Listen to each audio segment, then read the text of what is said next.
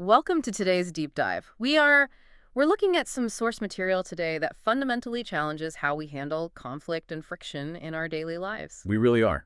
And it's a profound shift. It is. We are pulling our insights today directly from excerpts of Mastering the Law of Non-Resistance by Bob Proctor. And I want to speak directly to you for a second. If you have been feeling stuck lately, or if you feel like you're just constantly paddling upstream in your career, dealing with difficult coworkers, or just battling the everyday stresses of life, our mission today is to shortcut your way to a completely different approach. Right. A totally new operating system. Exactly. We're going to explore why your natural human instinct to fight back against these obstacles is, well, it's likely the very thing holding you back.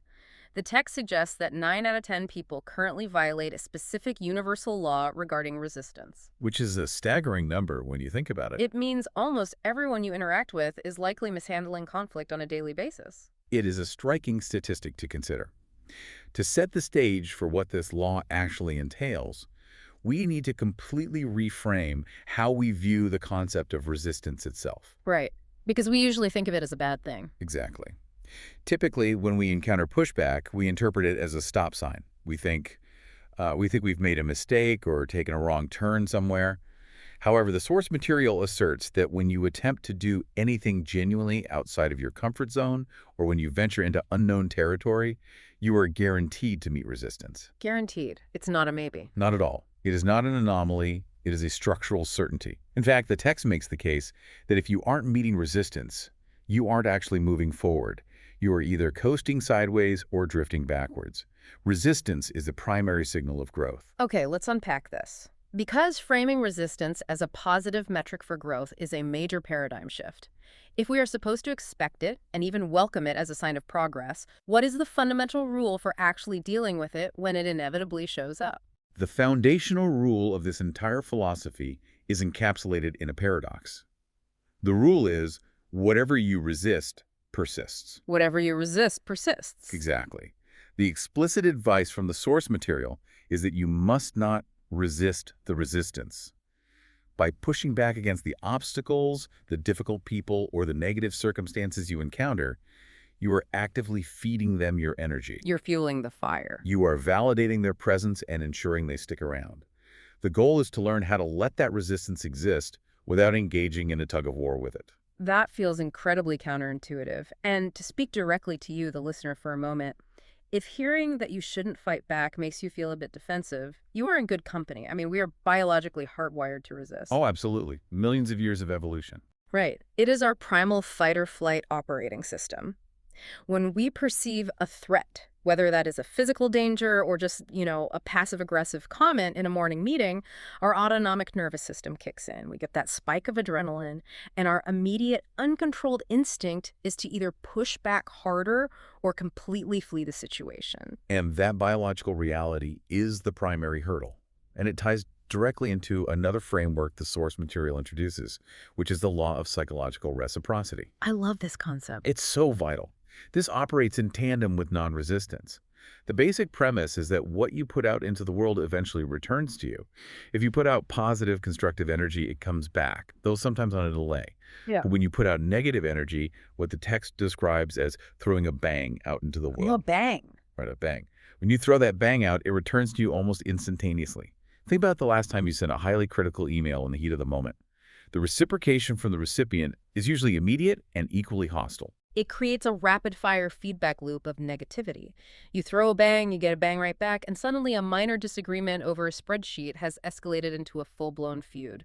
What's fascinating here is that mastering the law of non-resistance requires us to actively override those millions of years of evolutionary programming. It demands that we transcend the fight-or-flight reflex entirely. We have to stop functioning on autopilot and adopt a highly conscious, elevated operating system for processing the friction we face every single day. And to help visualize this new operating system, The source material uses a really brilliant martial arts metaphor to categorize how we handle conflict. It breaks our reactions down into three distinct styles. But the first one is the one we default to the most. Yes. The first approach is karate, which represents our most basic, unrefined human instinct. Karate is a hard form of martial arts. The dynamic is entirely force on force. You throw a punch, I block it and throw a punch back. Is pure resistance. Exactly. In a conversational or professional setting, this is the equivalent of someone raising their voice at you, and you immediately raising your voice in return to assert dominance. It is a battle of attrition. When you operate in that karate mode, you are actively ensuring that the conflict persists. You are matching their negative energy with your own negative energy, creating massive collateral damage to your relationships and, frankly, your own nervous system. You just end up exhausted. You do. You end up burning through your cognitive reserves, just trying to overpower the other person. So karate clearly violates the law of non-resistance. That brings us to the second martial art in the metaphor, which is judo. Now, judo represents a significant step up in sophistication. Instead of just blindly striking back with your own force, judo is about leverage.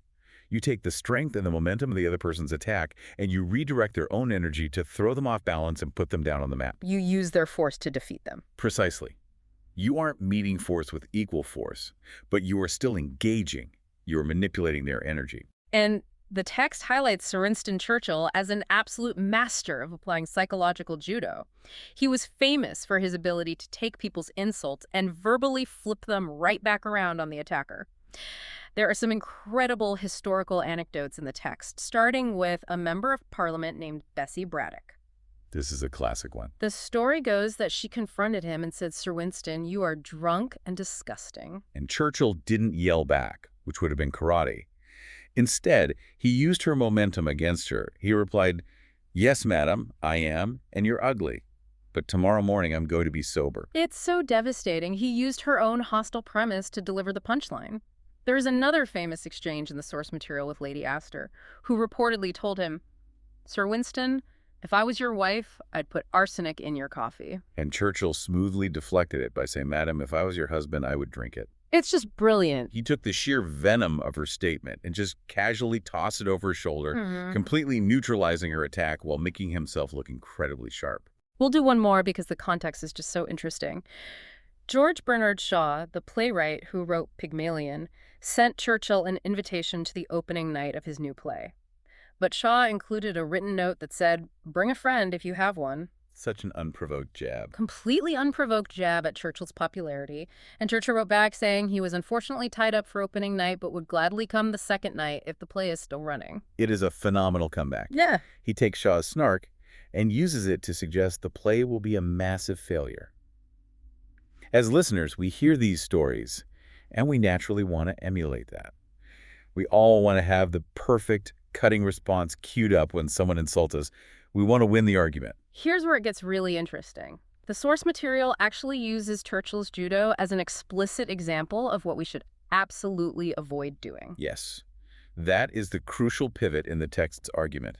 Psychological judo might win you the argument, and it might make you look clever in front of a crowd, but you are still fundamentally engaging in resistance. You are still in the fight. You are still participating in the battle of energies.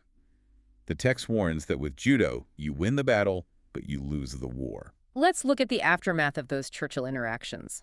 How do we think Bessie Braddock or Lady Astor or George Bernard Shaw felt after those exchanges? They were humiliated. Deeply humiliated. Churchill won the witty banter, but he effectively cemented them as lifelong enemies.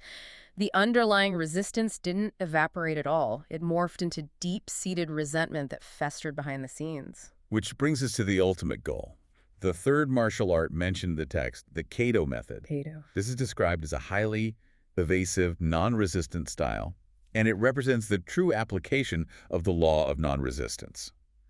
In the Kado style, if someone takes a swing at you, you duck. You just duck. You let the energy of their strike fly right past you into the empty air. You don't try to block it with karate, and you don't try to grab their arm and throw them with judo. You simply remove yourself from the path of the negative energy. Now, I want to push back on this a little bit to make sure we are giving you, the listener, a truly practical toolkit today. The idea of just ducking sounds great in theory, but in a real-world scenario, say, a high-stakes corporate environment, doesn't the Cato method just make you look like a pushover? It's a very common concern. Right. Because if a coworker throws me under the bus on a CC'd email and I just duck and say nothing, won't my boss just assume I am incompetent and guilty? How is Cato different from just submitting? That is a vital distinction to make. Practicing non-resistance does not mean you become a doormat. It means you emotionally detach from the bang they just threw at you. Submission implies that you absorb their negative energy and let it crush you. Cato means you refuse to catch the energy at all. So how does that look in practice? Well, in your email scenario, karate would be hitting reply all and aggressively listing your coworkers' mistakes. Judo would be crafting a passive-aggressive reply that subtly makes them look foolish. So what does Cato look like in that specific email thread? Cato is responding strictly to the objective facts, without any defensive posturing or emotional charge. Your reply might simply be, "I see there are concerns about the data timeline.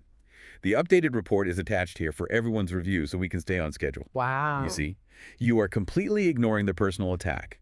You let their hostility sail right past you into the void, and you redirect the focus entirely to the solution. You deny them the friction they are looking for. Precisely. They are expecting a wall to hit, and instead they hit thin air.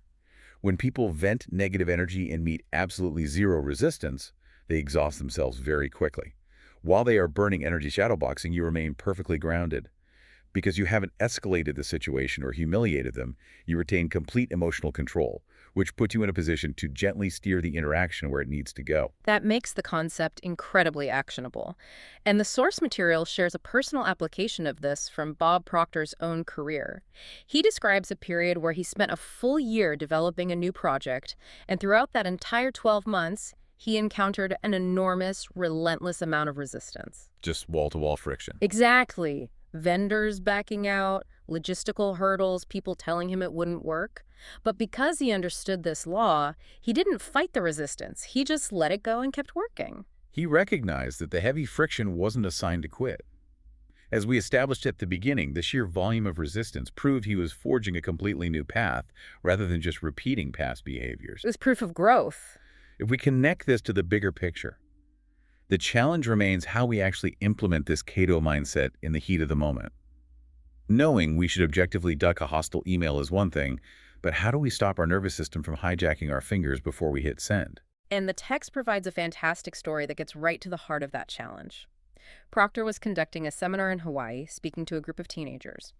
He posed a question to the room. What is the difference between reacting and responding? Such a profound question for that age group. Right, and a 15-year-old girl in the audience looked up, thought about it, and delivered an observation that reacting is a habit, but to respond, you actually have to think. That insight from a 15-year-old completely isolates the mechanical difference between failure and success in this area. A reaction is an automatic, thoughtless process. It is the karate or the judo. It requires zero cognitive effort to get angry when someone insults you. Your brain simply executes its default programming. To break that habit, you have to build a new one. But what does building that habit actually look like? How do you force yourself to think when your adrenaline is spiking? It requires engineering a physical and mental pause between the stimulus and your action. When you feel that bang, the hot face, the tight chest, the sudden urge to defend yourself, you have to use that physical sensation as a trigger to stop, rather than a trigger to fight. A trigger to stop. Yes. It might mean taking a deliberate breath, physically stepping away from your keyboard, or telling a coworker, "I need an hour to review this before I give you my thoughts." You are actively creating a buffer zone. You are buying time for your rational brain to catch up with your animalistic nervous system. And the source material breaks down the ultimate consequence of this dynamic. When you simply react on instinct, whatever external force or difficult person triggered that reaction becomes the victor. They have successfully dictated your emotional state and your behavior. You give away your power. You lose your autonomy. But when you create that pause, when you force yourself to think and actively choose a non-resistant response, you retain your power. You win the exchange, not by defeating them, but by mastering yourself. So what does this all mean? Let's pull all these threads together for you. The practical takeaway from Bob Proctor's text is that the next time you face friction, whether it is an abrasive client, a creative project that feels impossibly hard, or just the daily irritations of life, Do not fall back into your default programming. Do not play karate by matching aggression with aggression. And resist the temptation to play judo. Yes, absolutely. Do not try to be the wittiest person in the room by weaponizing someone else's energy against them, because you are only securing a temporary victory at the cost of long-term trust. Choose the Cato method, duck. Let the negativity pass by unresisted. Acknowledge that this friction isn't a wall designed to stop you. It is the definitive signal that you have left your comfort zone and are finally moving in the right direction. This raises an important question, one that completely inverts how we traditionally measure success. If encountering massive resistance is merely a signal that you are entering new territory, pushing boundaries, and actively growing, we have to look at the other side of the equation. The lack of resistance. Right. Could the areas in your life where you currently feel the absolute least friction actually be the areas where you are stagnating the most? What if that comfortable absence of conflict, that smooth sailing you have been enjoying in your daily routine, is actually the true danger zone? It is a challenging metric to consider as you evaluate where your life is truly heading. What a phenomenal thought to leave on. If there is no friction, you are just drifting. Thank you so much for joining us on this deep dive. We hope you take this concept of the Cato method of forcing that pause to respond rather than react and test it out against whatever challenges come your way this week. Stay non-resistant out there, and we will see you next time.